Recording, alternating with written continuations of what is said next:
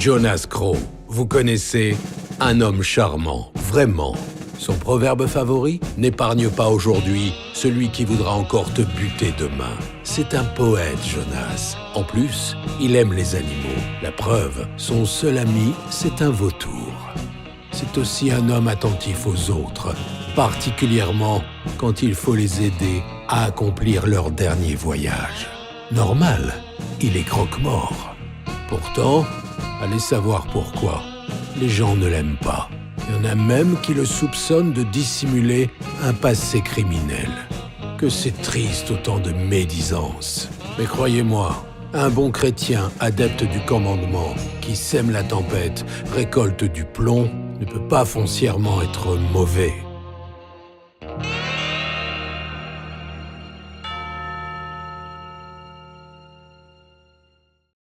Bienvenue dans ce 32e live où j'ai le plaisir d'accueillir Caroline Delaby, Xavier Dorisson et Ralph Meyer qui viennent échanger avec vous autour de leur série Undertaker, publiée chez Dargo et dont le tome 6 vient juste de sortir pour clôturer le 3e cycle.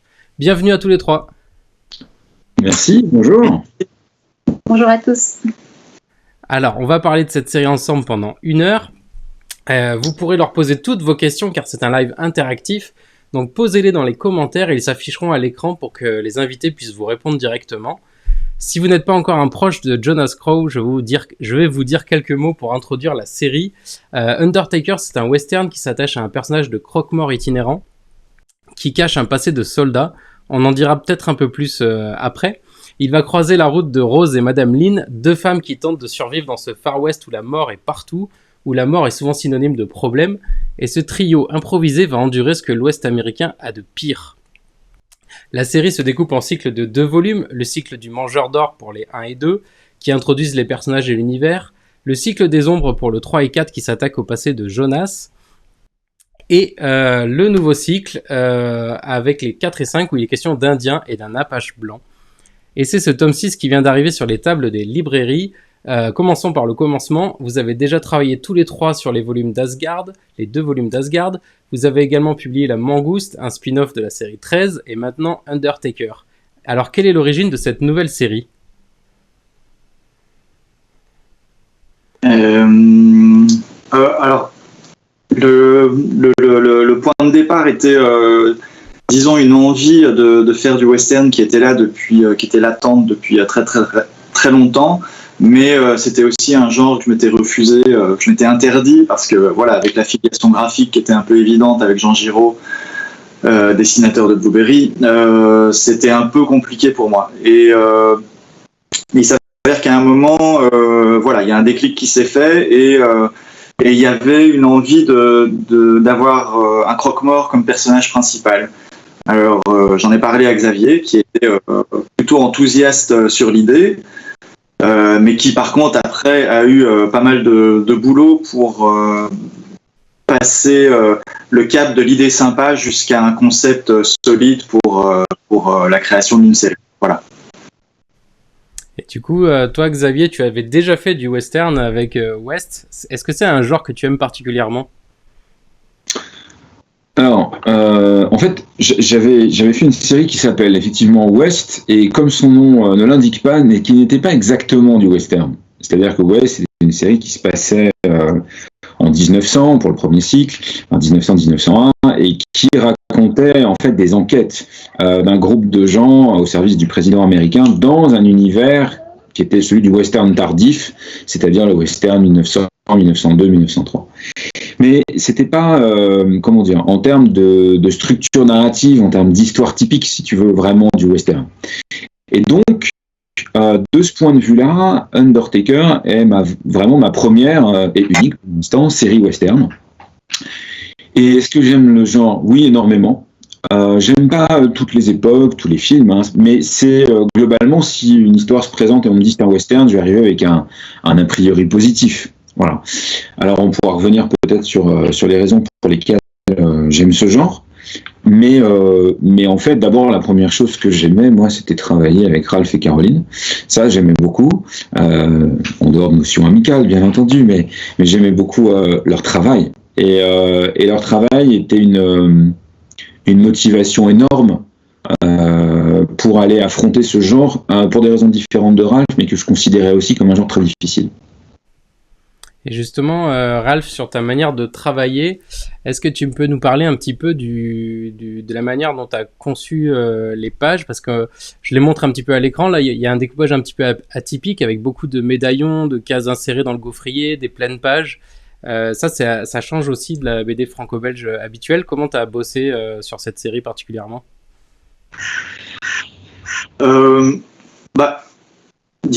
Disons qu'au niveau du découpage, c'est quelque chose qui est en constante évolution. Donc le principe est de rester quand même dans un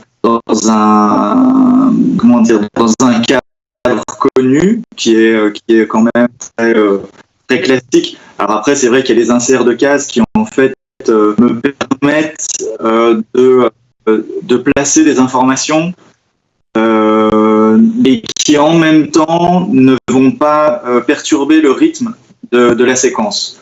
C'est pour ça que parfois je fais des inserts qui sont souvent très informatifs mais qui ne cassent pas le rythme de la narration. Après, c'est aussi une manière de mettre le doigt un peu plus fort sur cette information-là, de la mettre un petit peu plus en avant. Voilà. Et toi, Caroline, du coup, tu as une formation d'architecte d'intérieur. Tu es arrivée sur la BD, sur les séries que j'ai citées juste avant, mais tu as aussi travaillé sur Yann ou sur la série Seul. Avec quels outils, toi, tu travailles sur Undertaker? C'est plutôt numérique ou plutôt avec des encres et de manière traditionnelle? Non, c'est du numérique. J'ai toujours travaillé en numérique, en fait. Et c'est, voilà, j'avais envie de passer de la couleur dans l'espace, donc en 3D, à la couleur en 2D.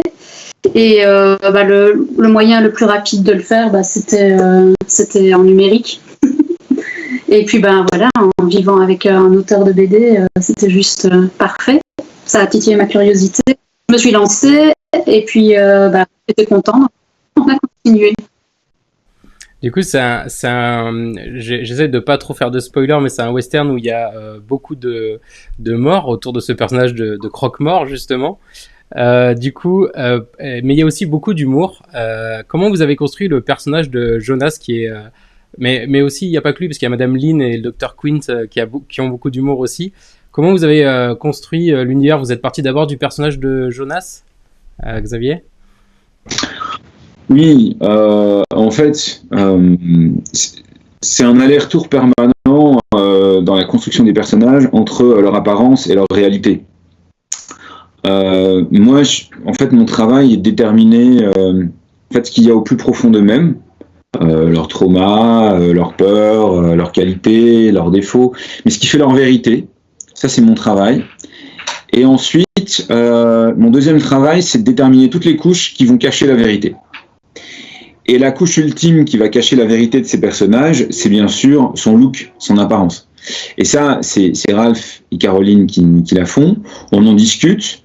Typiquement, le personnage d'Undertaker, en apparence, a l'air d'être, alors dans son tempérament, quelqu'un de plutôt cynique, quelqu'un plutôt dans la délusion, dans une forme parfois même de désespoir, de solitude, de misanthropie. Et donc moi je sais que maintenant un certain nombre de lecteurs le savent, que c'est simplement pour cacher que c'est un idéaliste déçu. Et derrière, à partir de ces deux couches différentes, il a fallu donc créer son apparence. Et là, avec Ralph, on a dû entre guillemets se rapprocher. Moi, j'étais vraiment parti dans l'idée de creuser ce contraste avec ce qu'il est réellement, à savoir dans le fond un idéaliste déçu et quelqu'un qui a beaucoup de cœur, et donc d'aller complètement à l'opposé de ça, donc d'en faire un personnage presque repoussant. Et Ralph lui avait à l'époque une envie qui était assez naturelle, je pense, pour un dessinateur, de se rapprocher de certains canons esthétiques du héros de BD, voire de l'homme en fait, et du héros de western. Et je pense que c'était aussi intéressant pour pouvoir toucher peut-être un public un peu plus large. Et donc, on a essayé de travailler là-dessus Et ça a permis finalement de créer un personnage, là je parle de son apparence, qui dans ses vêtements, sa coiffure, sa barbe, son hygiène, est plutôt repoussant. Mais à la limite, si on le rase et qu'on le met nu, il reste un esthète. Et ce qui est pas mal, c'est que finalement, on a dans son apparence le même type d'écart entre ce qui apparaît et ce qui est vrai que dans son comportement. Et c'est dans ce travail à tous les deux, puis après à tous les trois, parce qu'on en a discuté aussi pas mal avec Caro, qu'on est arrivé à créer ce personnage. Sur la partie... Quant aux autres, sur les autres, c'est un principe simple en fait en scénario. Une fois que vous avez une pierre, vous créez toutes les autres en fonction. Donc on prend ses qualités, ses défauts, et les autres doivent en avoir d'autres. Voilà. Et on essaie de couvrir une partie du spectre assez large. Il y a une question de Gilles adressée particulièrement à Ralph qui demande faites-vous vos planches en traditionnel ou en numérique? Non, c'est tout en traditionnel à l'ancienne, avec plein d'encre sur les doigts. Et quand même sur la page aussi. Non, c'est fait sur du papier, avec pinceau, plume et encre de Chine. Et pour faire une planche, vous mettez combien de temps à peu près? Alors ça, c'est selon la difficulté scénaristique de la page. Non, disons que ça peut varier entre 3 et 6 jours, on va dire. Ouais. Et du coup, justement, pour chaque album ou chaque cycle, est-ce que Xavier scénarise les 2 volumes et toi, tu les découpes après un par un, ou comment vous travaillez par paquet? Même aussi avec Caroline, est-ce que Caroline, tu interviens une fois que l'album est dessiné entièrement, ou tu commences déjà quand les premières pages sont là? Comment vous travaillez tous les trois? Je vais laisser parler Xavier en premier pour la partie scénaristique, justement. D'ailleurs, ça tombe bien parce que c'est à peu près dans cet ordre-là qu'on travaille, parce que souvent il y a des gens qui nous disent mais vous commencez par quoi? Alors souvent on dit bien sûr on fait d'abord les dessins et les pages et puis après on se demande ce qu'on raconte. Non, en fait, si on veut résumer un peu le process pour créer Northaker, il y a, je pense qu'il y a d'abord une réunion d'envie. D'ailleurs, c'est ce qui a donné lieu à la série. Et donc là, ça équivaut à quelque chose d'assez désagréable. On est obligé de se retrouver, de prendre un verre, de discuter, et on essaie de se demander en fait qu'est-ce qu'on a envie de faire.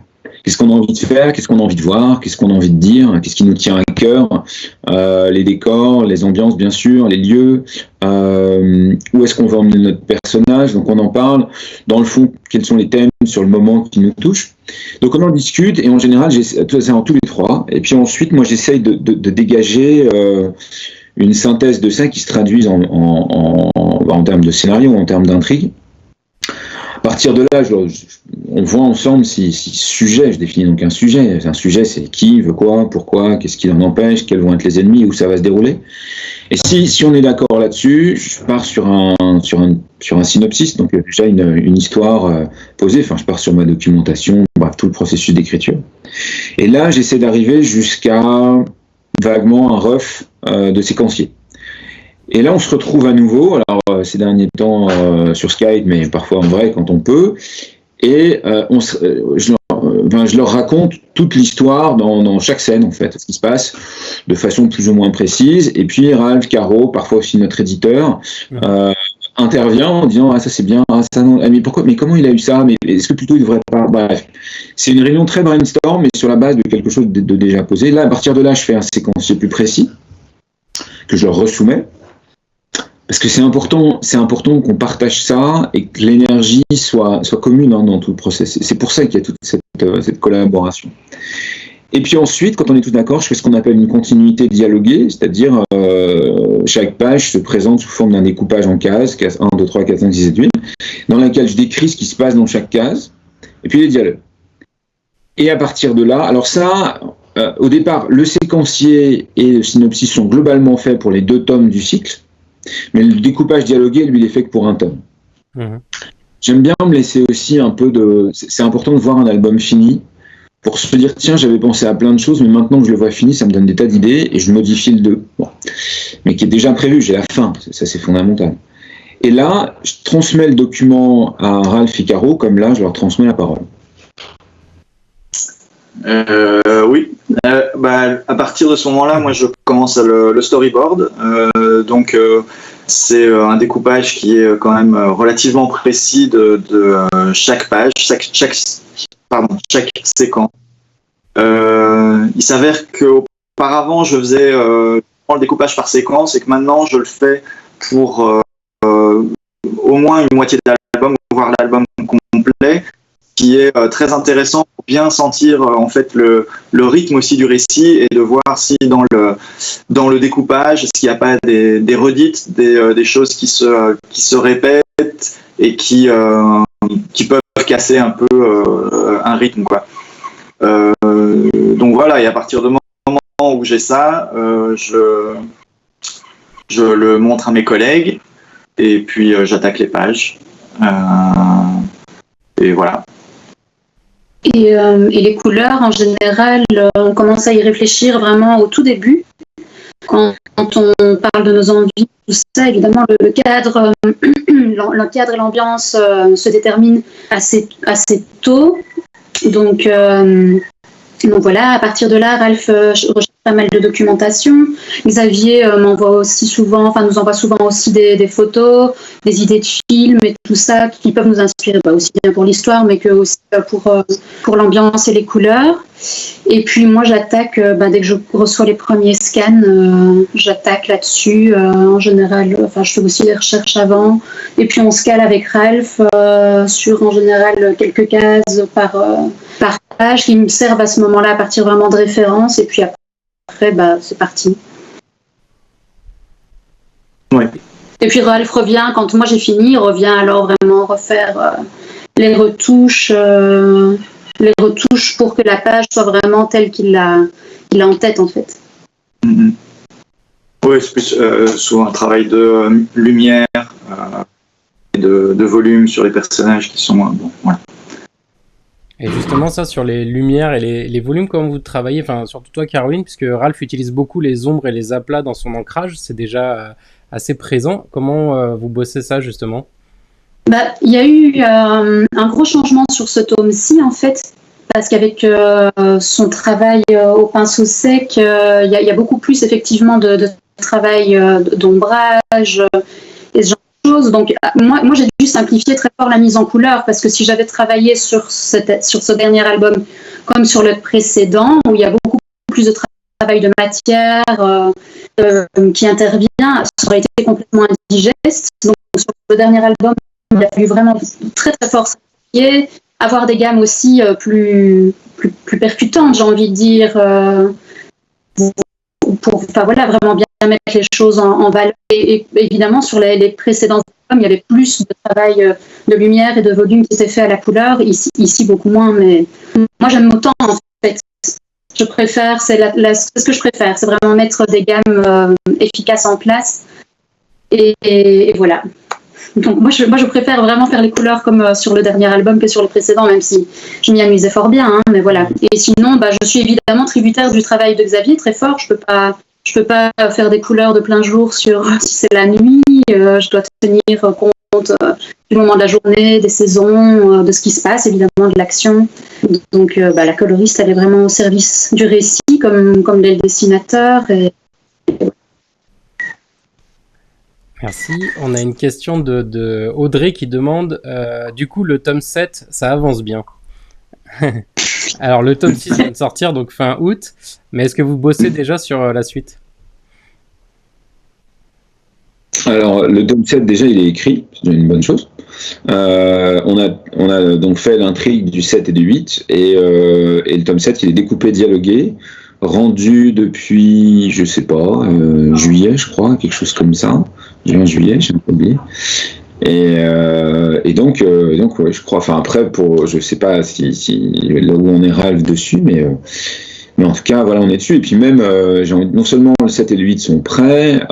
Moi, je commence déjà à réfléchir. Alors, on a déjà tous réfléchi un peu au cycle d'après, parce qu'on a toujours 9-10, qui va être un cycle aussi important, parce que c'est le cycle où on saura vraiment énormément de choses, encore plus de choses sur notre ami jeunesse. Et puis après, on partira sur des aventures. Donc, j'ai déjà en tête 7, 8, 9, 10. Et là, je commence vraiment à avoir un sujet qui me plaît, que j'ai envie de leur proposer, dont on a déjà un peu parlé pour le 11 et le 12. Donc voilà, ouais. C'est une série, on est quand même obligé de, surtout une série. En fait, nous, on est dans ce qu'on appelle une série hybride. Alors, c'est un terme qui est plutôt utilisé en télé, en général, ce terme-là, mais c'est-à-dire que c'est une série qui est à la fois récurrente et feuilletonnante. Récurrente parce que sur 2 épisodes, sur 2 albums, il faut une histoire complète. Jonas va arriver dans un endroit, être confronté à des problèmes, devoir les régler, et terminer le conflit qui correspond à ces 2 albums-là. Donc de ce point de vue-là, elle est récurrente. Mais elle est feuilletonnante aussi parce que y a une intrigue qui court sur son passé, sur son histoire, et je dirais plus globalement sur l'arche du personnage. C'est-à-dire que c'est un personnage de série, mais qui, de saison en saison ou de cycle en cycle, change, évolue, comprend des choses, va revenir peut-être un jour à ce qu'il était, mais le Jonas du tome 6 n'a rien à voir avec le Jonas de la première page du tome 1. Il a vécu beaucoup de choses, il a rencontré l'amour, il l'a perdu, il a essayé des choix de vie, il a finalement hésité, bref. Et donc, voilà. Donc on est obligé de penser tout ça vraiment très en amont. Et du coup, ça rejoint une question de Benjamin qui vous demande, est-ce que vous envisagez de faire une fin à la série ou vous continuez la continuer tant que vous avez l'envie et les idées? Alors, quand on a envisagé la série, enfin la série Undertaker, on est parti sur l'idée d'une série au long cours. Donc le mot fin n'a jamais été prononcé, entre guillemets.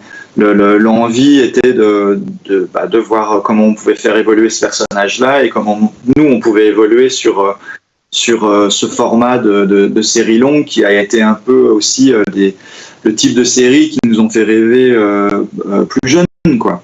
Donc non, le mot de fin, en tout cas, n'est pas à l'ordre du jour. J'ai une question de Tiburce qui revient sur le look des personnages. On parlait du look de Jonas.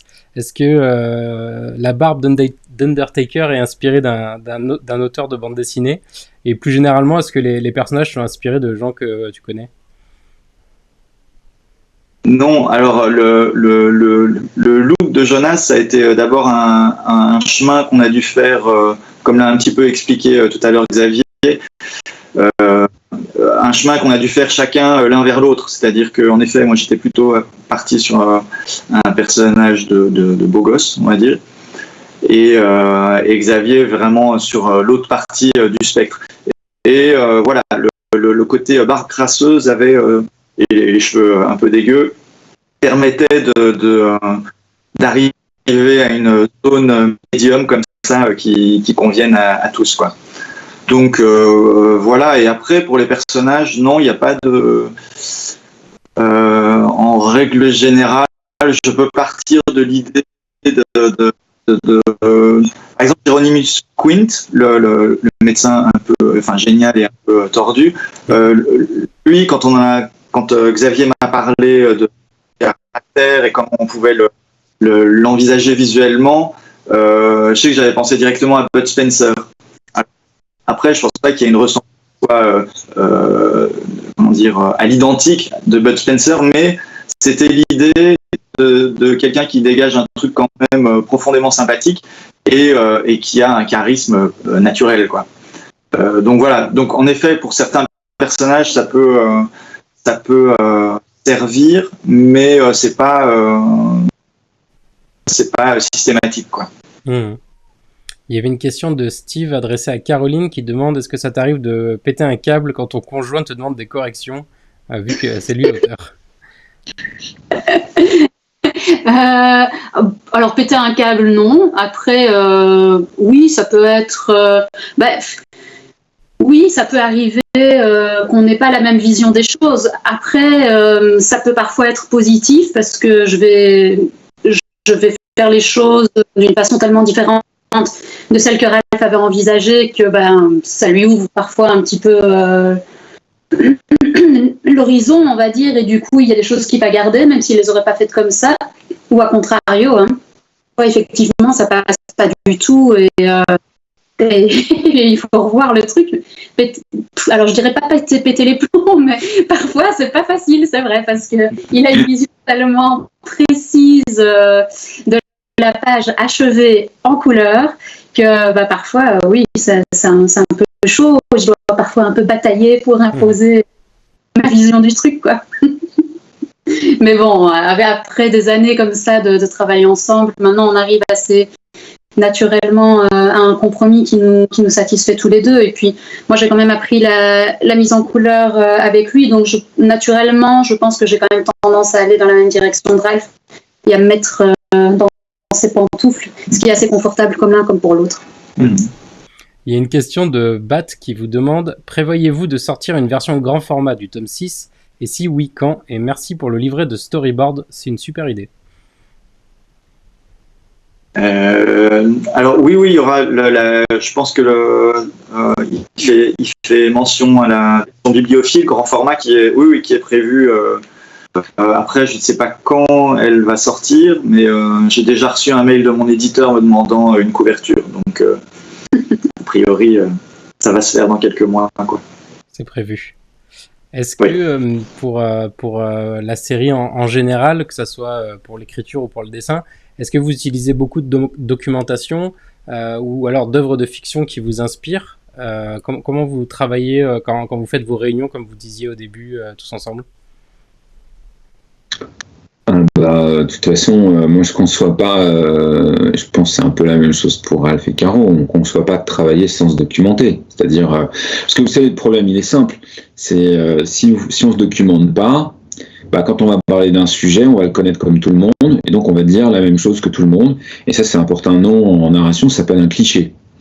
Donc le seul moyen de commencer à essayer, parce qu'on n'y arrive pas toujours, mais à essayer de se renouveler un peu, c'est de se documenter.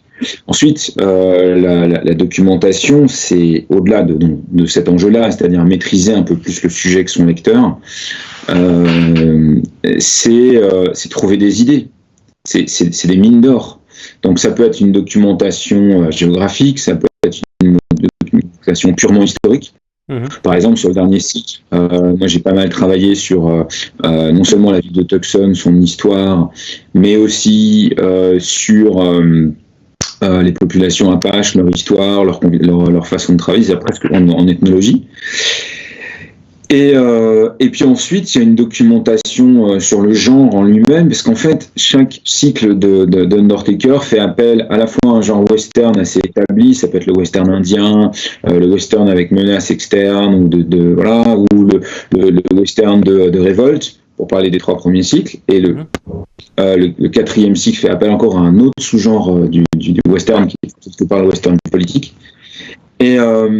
Et donc, il s'agit non seulement d'aller se documenter sur les westerns sortis sur à peu près les mêmes sujets, les westerns qui se déroulent dans les mêmes lieux, et ensuite, par exemple, tous les récits qui ont le même type de colonne vertébrale narrative, quitte à ce que ce soit dans des univers qui n'ont rien à voir. Et donc, quand vous avez fait tout ce travail, vous connaissez votre structure narrative, votre environnement, la psychologie possible des personnages et des situations auxquelles ils peuvent être confrontés. Bon, et à partir de là, on dit ok, je connais mon univers, maintenant je peux bosser.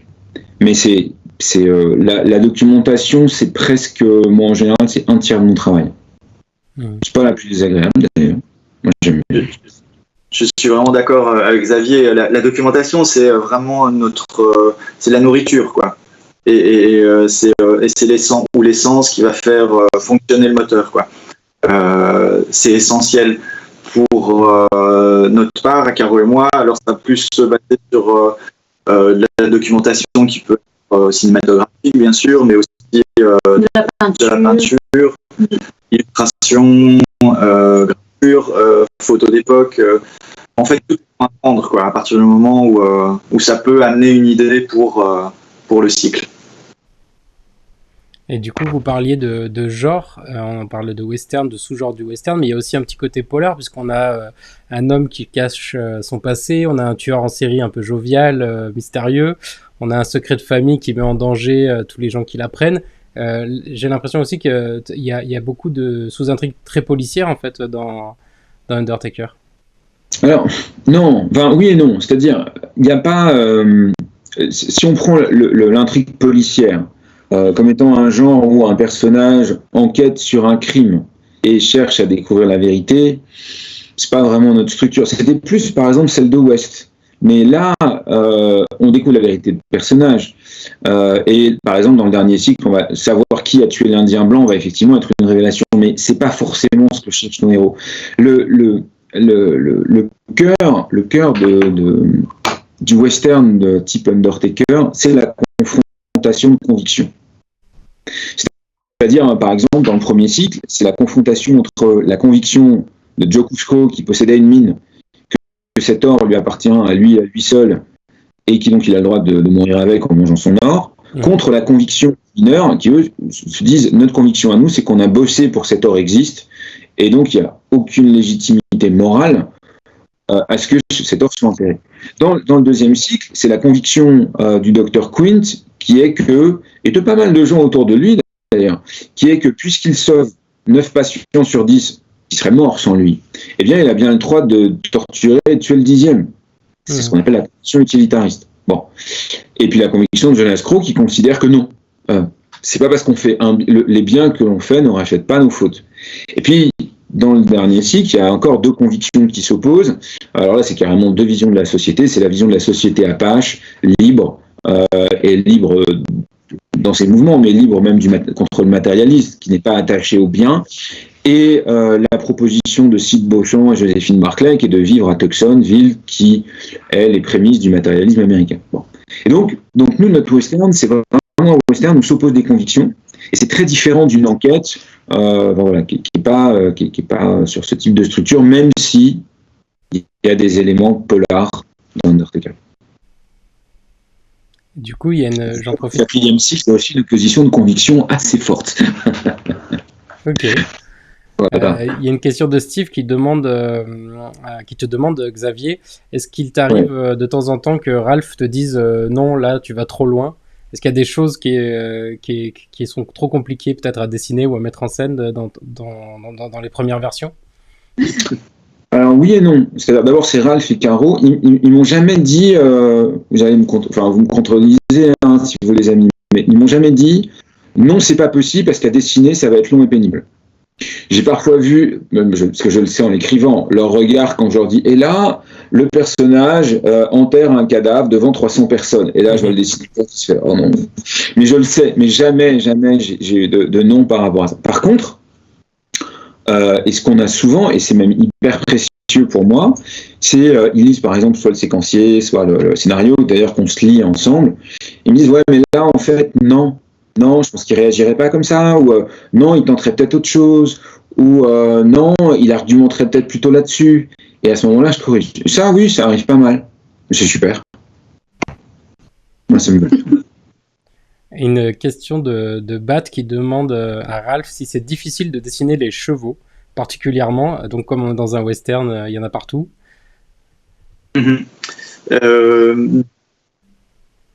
Oui, c'est pas évident. C'est pas évident, mais c'est très très excitant à dessiner. C'est-à-dire que si je prends par rapport à ce que j'ai pu faire comme album auparavant, qui était plutôt dans des milieux urbains et contemporains, c'était beaucoup de voitures et d'immeubles et de fenêtres que j'avais à dessiner.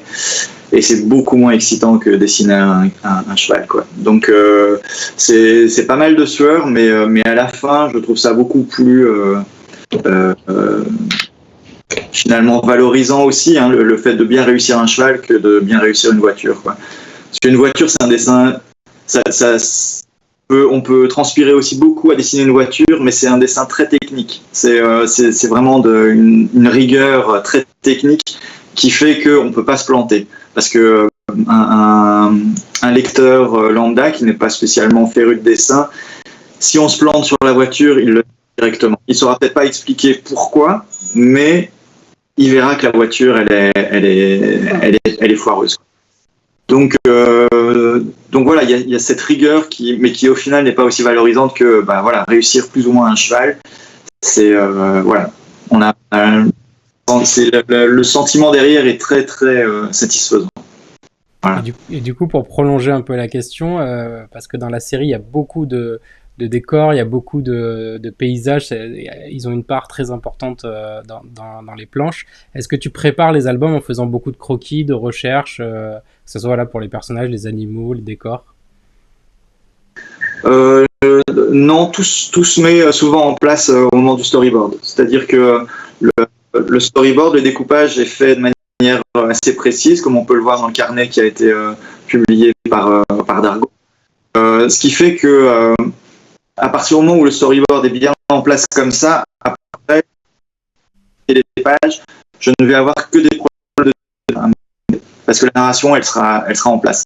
Et souvent, voilà, j'aime aussi arriver sur tous ces décors nouveaux à dessiner, tout ça avec une certaine fraîcheur dans le dessin. Donc voilà, j'ai pas beaucoup de préparation.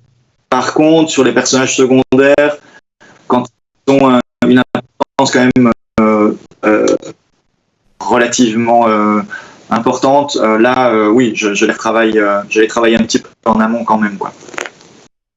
Et pareil avec Caroline, comment vous travaillez pour les couleurs? Parce que chaque album ou chaque cycle ont des palettes de couleurs très précises. Ils ont des codes, pas des codes couleurs, mais en tout cas, ils ont des couleurs qui reviennent comme des motifs. Là aussi, vous les travaillez en amont, vous réfléchissez à la tonalité, à la couleur par rapport à l'histoire? Oui, c'est tout à fait ça. On réfléchit aux ambiances une fois qu'on décide un peu de la direction dans laquelle on va aller. Puis en fonction de ce que Xavier écrit, oui, on choisit à ce moment-là les tonalités et les ambiances qu'on va mettre en place. Et puis pour la cohérence évidemment du cycle, je fais toujours attention à ne pas partir dans tous les sens parce que sinon, en fait, en termes de lisibilité, c'est juste pas possible. La couleur, elle est vraiment là pour être au service du dessin, pour faire ressortir les éléments qui doivent ressortir, pour aider à la lisibilité ou soutenir. Enfin bref, je peux pas. La couleur, moins elle est présente finalement, mieux c'est. Il ne faut pas que les gens se disent. Enfin moi, et à partir du moment où les gens se disent, ouais, super les couleurs, bon, c'est un super compliment, mais ce que j'ai envie, c'est que le tout soit cohérent. Le dessin et voilà. Et effectivement, les palettes qu'on choisit pour chaque cycle est importante et récurrente dans les deux albums pour créer vraiment une espèce d'unicité au niveau du diptyque, quoi, et créer une identité vraiment forte. Il y a une question ça arrive trop vite, de Audrey qui dit « Physiquement, le personnage de Jonas me rappelle Cullen Bronson de la série Hell on Wheel. Est-ce que vous avez des exemples de séries ou de films qui vous ont inspiré ?» C'est Bohannon. Quoi? Non, le nom exact, c'est Bohannon. Ah ouais, c'est ça, pardon, j'ai fourché. Il est vrai que alors c'était assez rigolo la découverte de la série Hell on Wheels parce que à ce moment-là le design de Jonas était déjà en place, quoi. Et ça a été un peu étrange de voir la série et de voir les connexions évidentes qu'il y avait visuellement entre les deux personnages. Voilà. Après, au-delà de ça, est-ce qu'il y a des personnages qui m'ont servi pour Jonas? Sid Beauchamp, un peu. Sid Beauchamp, on avait trouvé oui. Je sais plus, Sid Beauchamp, on avait trouvé un acteur dont je oublié le nom, mais pareil, que tu as reformé, redessiné et tout, mais on essaye souvent, je pense que ce que tu disais tout à l'heure sur Bud Spencer, plus de s'inspirer de l'énergie de quelqu'un et ensuite de la retraduire, plutôt que ce que expliquait Ralph, d'en faire une copie, en fait. C'est ça l'idée. Oui, parce que de toute façon, à un moment, il faut s'approprier le personnage. Donc, à partir du moment où s'il y a une représentation qui est liée à un acteur ou que sais-je, à un moment, à force de le dessiner, il y a une appropriation qui fait que il n'y a plus besoin finalement d'avoir de la documentation sur l'acteur, par exemple. À un moment, le personnage vit de manière autonome, quoi. Donc c'est souvent plutôt une aide de départ, mais qui disparaît assez vite, quoi. Il y a une question de Tiburce qui demande malicieusement « Vous avez les épaules pour reprendre Blueberry, y avez-vous pensé ?» Et j'en profite pour la prolonger, la question, est-ce que vous avez aussi des influences évidemment dans la bande dessinée? pour Blueberry, évidemment, ça fait longtemps que j'y ai pensé, mais pour être franc, j'ai pas le niveau pour Blueberry. J'ai vraiment pas le niveau pour Blueberry. C'est trop élevé. Voilà. Et puis de toute façon, j'ai pas très envie. Hein, de toute façon, au final, je pense que je m'épanouis tellement dans Undertaker. C'est tellement. C'est finalement ça. C'est le western que j'ai envie de faire, quoi. Donc voilà. Et Martouf prolonge la question en demandant: est-ce qu'il y a une BD qui vous a laissé une trace indélébile, toujours confondue? Oui, il n'y en a pas qu'une. Hein. Ah oui. Quand on fait notre métier, il y en a beaucoup qui ont laissé des traces. Et en plus, souvent, dans des genres inattendus. Après, je pense qu'il y a deux choses différentes. Il y a les BD qu'on a lus et puis qui nous ont marqué, ou des œuvres qu'on trouve géniales et tout. Et puis, il y a ces albums qui nous ont littéralement allumé une forme d'énergie quand on était enfant. Vous savez on dirait les premières braises qu'on allumé le feu. Et ce qui est intéressant en plus, c'est que cette énergie-là, elle disparaît jamais. Et de ce point de vue-là, c'est assez curieux. Et moi, je me souviens, moi, parmi les premières BD qui m'ont tellement émerveillé, qui ont allumé quelque chose, une énergie, un enthousiasme que j'oublierai jamais. C'est tout bête, alors vous les voyez peut-être, elles sont derrière moi parce que je les ai mis au mur. C'était des Strange, c'était des magazines qui paraissaient en France, qui traduisaient les comics américains. Et moi j'avais commencé comme ça.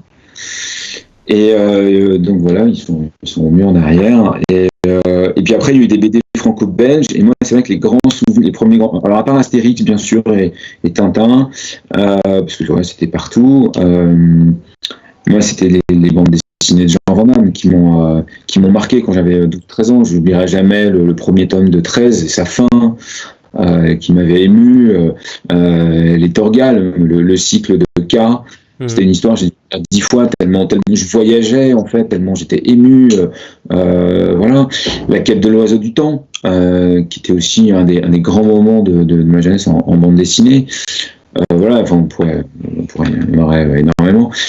Mais, et puis plus tard, par exemple, et puis j'arrête là, un des grands chocs, par exemple, c'est de découvrir. Alors, il y a Frank Miller, bien sûr, la découverte de Frank Miller, ça, c'est un choc énorme. Ou rien à voir, Calvin et Hobbes. Alors là, c'est tellement dingue, mais je découvre Mozart. Mais là, je suis plus âgé. Mais c'est pas la même chose de découvrir toutes ces BD dont je vous ai parlé à 12 ans, 8 ans, 9 ans, puis d'en découvrir d'autres à 20 ans. Mais c'est vrai que quand on découvre à 20 ans Calvin et Hobbes, bon, là, le Mozart de la BD existe, il s'appelle Bill Watterson. Et vous, Ralph et Caroline? Alors moi, mon père est un fan de BD absolu, donc j'ai grandi entourée de BD que j'ai regardé avant de pouvoir les lire. Et la première BD que je me souviens, qui me laisse vraiment un souvenir fort, je devais avoir moins de 5 ans, je me souviens très bien du salon chez mes parents et tout ça, et c'est les Torgal justement. Je me souviens d'avoir feuilleté des albums de Torgal, je comprenais rien du tout parce que je savais pas lire, mais je me souviens de l'impact visuel qui a été vraiment super puissant. Je me souviens de Chris de Valnor, des archers, et de me dire je vais être comme elle quand je serai plus grande. Je la trouvais juste fascinante, évidemment, à ce moment-là, en ne pouvant pas lire les dialogues, je comprenais pas non plus tout le personnage et son côté machiavélique, mais Torgal, ça a vraiment été pour moi, oui, l'entrée dans le monde de la BD. Et puis, après, plus tard, oui, il y a eu des trucs de mon âge, grandissant, plus adaptés, du Gaston, les Schtroumpfs. J'adore le travail de Tillieu, j'aime beaucoup Gilles Jourdan, ça c'est vraiment, je suis super fan. Et puis ado, Sambre, La quête de l'oiseau du temps aussi. Et puis bon, j'ai eu un moment où j'ai moins lu, et puis j'ai recommencé à lire avec Berceuse assassine. Ça, c'est que... Et voilà, et puis depuis, j'ai plus décroché.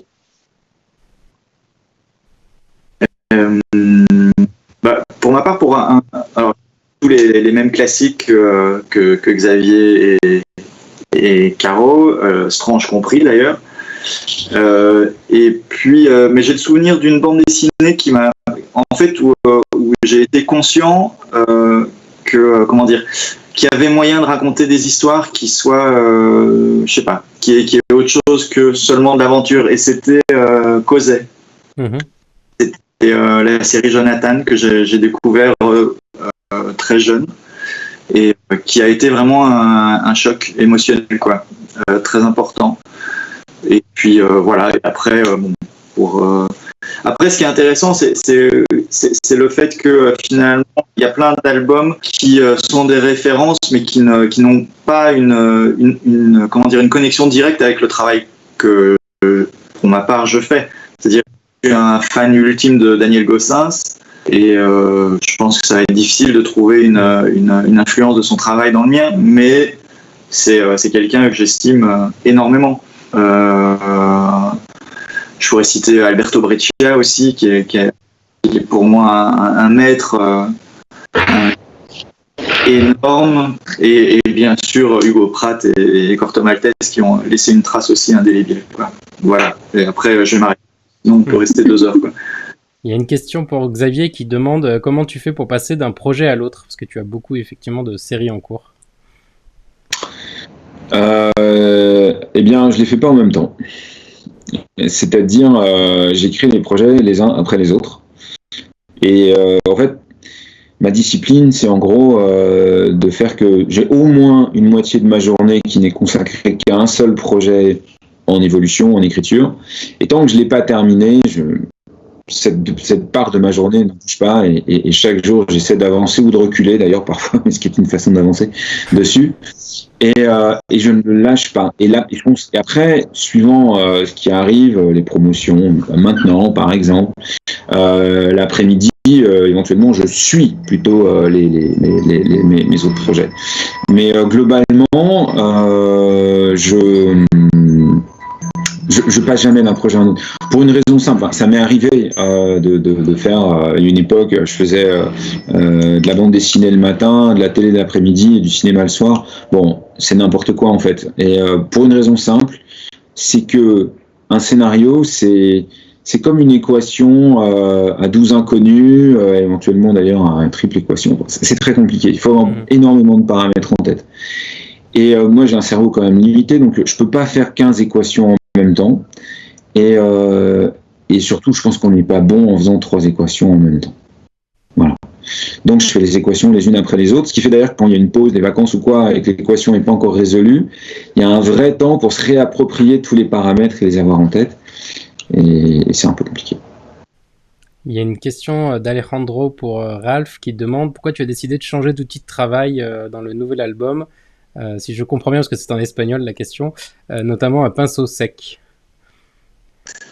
Alors, c'est l'envie d'abord d'évoluer, d'essayer d'autres manières de faire, et puis aussi,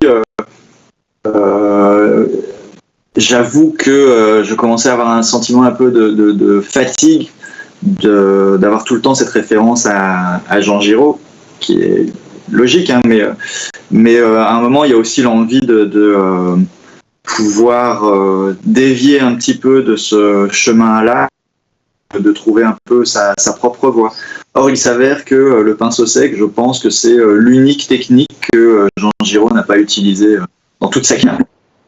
Donc voilà, je me suis rué là-dessus, mais enfin, pas de cette manière-là, mais ce que je veux dire, c'est que ça me permet de faire évoluer mon dessin, c'est-à-dire que en travaillant avec les outils classiques, j'arrivais à une équation qui était d'un travail graphique, qui était le trait, la masse, et là, je peux envisager le dessin plus comme avec un regard de peintre peut-être, c'est-à-dire que j'essaye de penser en termes de masse de blanc, de noir et de gris. Et ça change pas mal la manière de concevoir une image, donc ça me permet de trouver des pistes différentes, et voilà, ça m'amuse.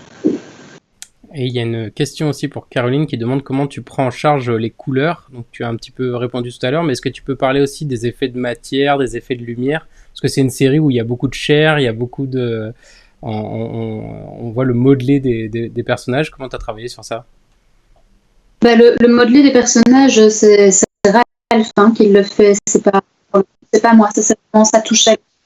Et voilà, les lumières, les lumières, comme tu le disais tout à l'heure, voilà, là maintenant, Ralph donne beaucoup d'indications avec le pinceau sec, et puis avant ça, je fais avec les outils Photoshop. Il revient aussi pas mal à la fin aussi, refaire des travails de volume. Oui, on a une base de brush différents qu'on utilise, mais on essaye de pas en utiliser trop non plus. Donc il y a une gamme restreinte.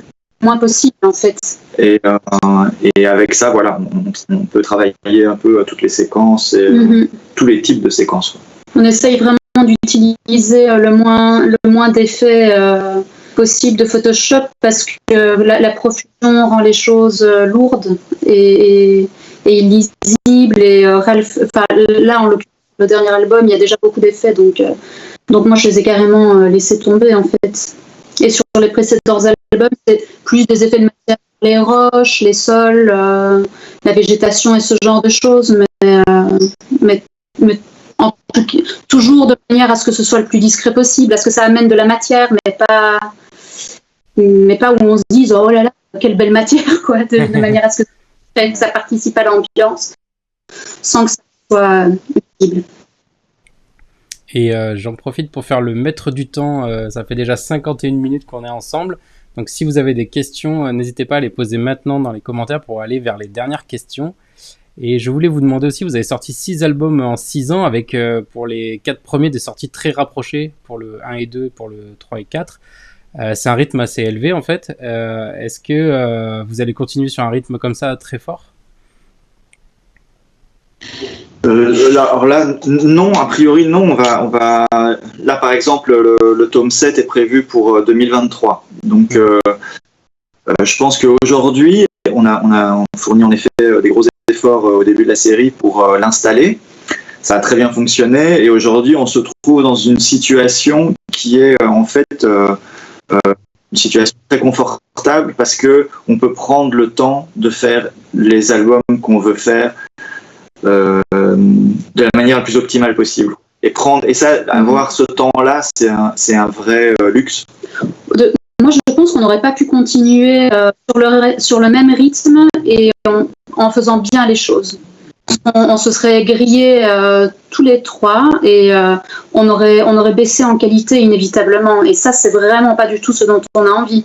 On a envie de toujours fournir l'album le plus parfait possible, en tout cas à nos yeux. Donc il y a aussi à ce moment-là une contrainte effectivement de temps. On peut pas faire le maximum en un temps limité non-stop, sans s'épuiser.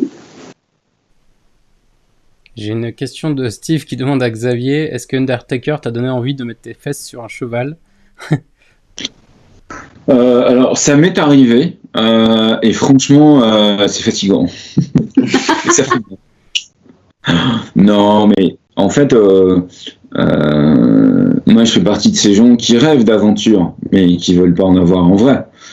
Moi, je ne rêve que d'une chose, c'est que ma vie soit un très mauvais scénario. Bon, malheureusement, c'est pas le cas tous les jours, mais globalement, je rêve de ça, d'un scénario nul pour ma vie. Il n'y a pas de chevaux et où il n'y a pas de conflit et ça se passe bien et il n'y a pas de problème. Non, je suis pas cavalier. Non, il m'arrive d'aller de temps en temps. Il y a des décors qui m'inspirent des histoires. Moi, je suis quand même aux États-Unis, sur la côte ouest. Bon, j'ai un peu vu là-bas.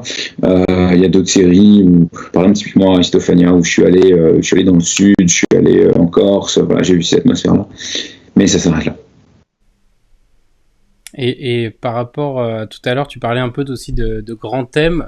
Je repense que dans chaque cycle, il y a des thèmes qui sont traités, l'injustice ou le bien et le mal, le racisme, des choses comme ça. Est-ce que ça aussi, ça guide un peu l'écriture ou c'est plutôt l'histoire qui guide l'écriture? Est-ce que c'est des grands thèmes ou est-ce que c'est plutôt l'histoire? C'est lié. Toute histoire est liée à ce qu'on appelle en fait une valeur thématique, c'est-à-dire plus une valeurs qu'un thème. Hein. Et moi, en fait, un de mes objectifs, c'est de construire le western en fait comme une sorte de parabole un peu intemporelle, un peu universelle. Et donc de poser En fait, il y a un côté tragédie grecque derrière le western. C'est un seul lieu, en fait, même si on bouge un peu, mais en vrai, c'est une unité de lieu. Il y a quasiment une unité de temps dans chaque album. Et des affrontements de personnages sur ce que j'expliquais tout à l'heure, sur des volontés, des conditions. Donc en fait, la valeur mise en cause est pour moi très importante, elle guide tout le récit. Mais bon, là on n'a pas le temps, sauf qu'il nous reste 2 minutes, mais en gros il faut savoir que en fait, dans une histoire tout est lié.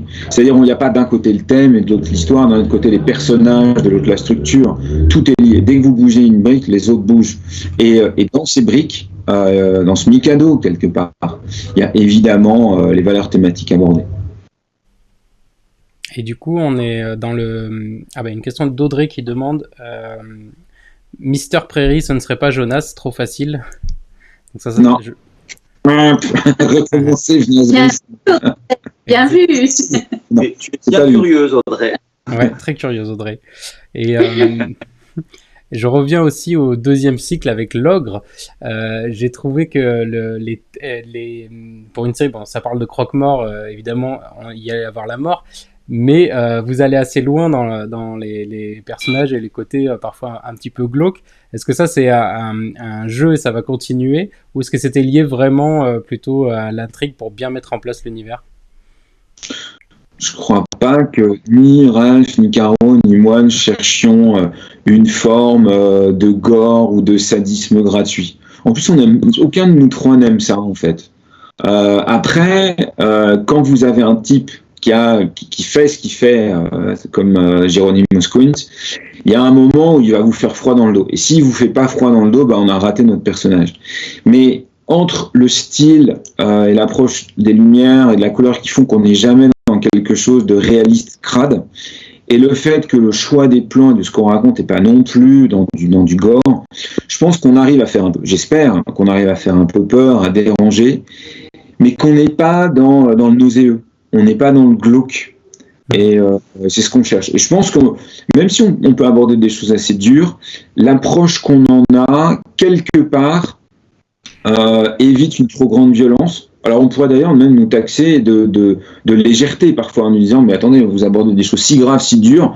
Et finalement, oui, alors c'est vrai, on n'a peut-être pas parfois cette dureté, mais bon, c'est l'équilibre de ton qu'on a choisi et qu'on essaye tous les trois de tenir. Et j'ai une dernière question dans le public, dans les spectateurs. C'est Pierre Arnaud qui demande, est-ce que vous allez faire encore des dédicaces parce que vous avez commencé déjà la promo, est-ce que vous êtes encore un peu en promo? Oui, il y a pas mal de dédicaces qui sont prévues, notamment à Paris, à Saint-Malo, Toulouse, Narbonne, Grenoble, Lyon. Merci. Paris, fin de semaine prochaine, je crois, près de Saint-Lazare, si j'ai bonne mémoire. Donc sur Paris, oui, donc il y en a pas mal. Merci. Eh bien, merci à tous les trois d'avoir répondu à toutes ces questions. Merci Xavier, merci Ralph, merci Caroline. Merci à tous ceux qui ont posé des questions dans le chat. Et je vous propose, donc si vous avez manqué le début, vous pouvez revoir le live, il y a le replay de tous les lives sur Bubble. Si vous voulez en savoir plus sur Undertaker, il y a un coup de cœur écrit à retrouver sur 9e art. Et si vous aimez les lives, le prochain live sera jeudi prochain avec un spécial Batman. Bonne soirée à tous et merci beaucoup. Merci, à bientôt. Au revoir. Merci, au revoir.